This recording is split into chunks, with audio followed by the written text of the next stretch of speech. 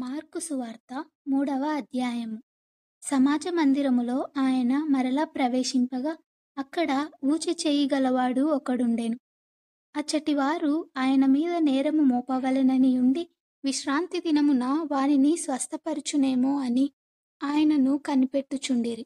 ఆయన, నీవు లేచి మధ్యను నిలువుమని ఊచి చేయగలవానితో చెప్పి వారిని చూచి, విశ్రాంతి దినమున మేలు చేయుట ధర్మమా, కీడు చేయుట ధర్మమా, ప్రాణరక్షణ ధర్మమా, ప్రాణహత్య ధర్మమా అని అడిగెను.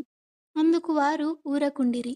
ఆయన వారి హృదయ కాఠిన్యమునకు దుఃఖపడి కోపముతో వారిని కలయజూచి, నీ చెయ్యి చాపుమని ఆ మనుష్యునితో చెప్పెను.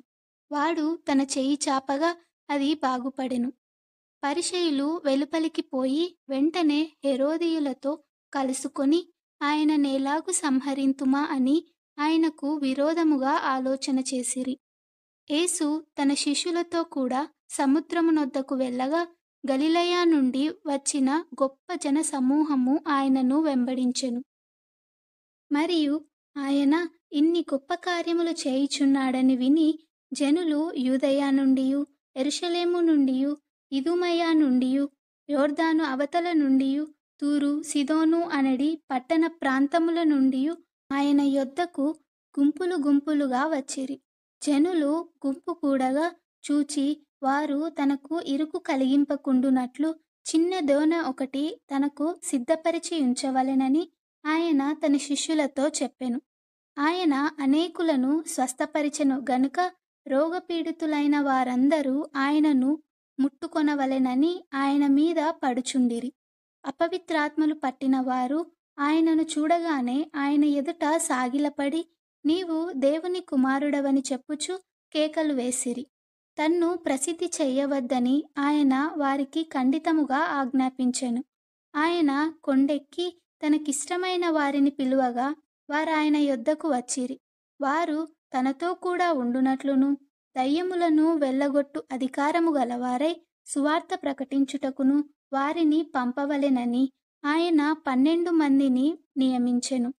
వారెవరనగా ఆయన పేతురను పేరు పెట్టిన సీమోను, జెబెదయి కుమారుడగు యాకోబు, అతని సహోదరుడగు యోహాను, వీరిద్దరికి ఆయన బోయనెర్గేస్ అను పేరు పెట్టెను. బోయనెర్గేసు అనగా ఉరిమెడు వారని అర్థము.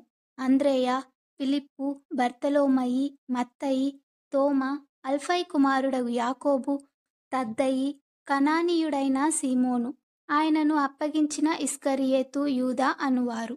ఆయన ఇంటిలోనికి వచ్చినప్పుడు జనులు మరలా గుంపు కూడి వచ్చిరి గనుక భోజనము చేయుటకైనను వారికి వీలు లేకపోయెను. ఆయన ఇంటివారు సంగతి విని ఆయన మతి చెలించియున్నదని చెప్పి ఆయనను పట్టుకొనబోయిరి.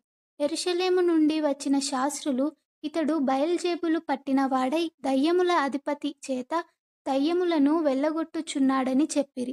అప్పుడు ఆయన వారిని తన యొద్దకు పిలిచి ఉపమాన రీతిగా వారితో ఇట్లనెను. సాతాను నేలాగు వెళ్ళగొట్టును? ఒక రాజ్యము తనకు తానే విరోధముగా వేరుపడిన ఎడల ఆ రాజ్యము నిలువనేరదు. ఒక ఇల్లు తనకు తానే విరోధముగా వేరుపడిన ఎడల ఆ ఇల్లు నిలువనేరదు. సాతాను తనకు తానే విరోధముగా లేచి వేరుపడిన ఎడల వాడు నిలువలేక కడతేరును. ఒకడు బలవంతుడైన వానిని మొదట బంధించితేనే తప్ప ఆ బలవంతుని ఇంటజొచ్చి వాని సామాగ్రి దోచుకొననేరడు. బంధించిన ఎడల వాని ఇల్లు దోచుకొనవచ్చును.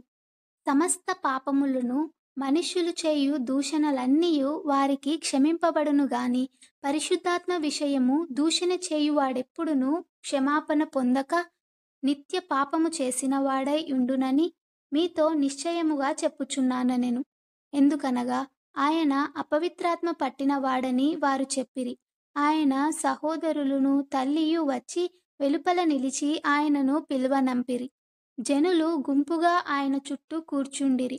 వారు, ఇదిగో నీ తల్లియు నీ సహోదరులను వెలుపల ఉండి నీ కోసరము వెదుకుచున్నారని ఆయనతో చెప్పగా ఆయన, నా తల్లి నా సహోదరులు ఎవరని తన చుట్టూ కూర్చున్న వారిని కలయజూచి, ఇదిగో నా తల్లియు నా సహోదరులును, దేవుని చిత్తము చొప్పున జరిగించువాడే నా సహోదరుడును సహోదరియు తల్లియునని చెప్పెను.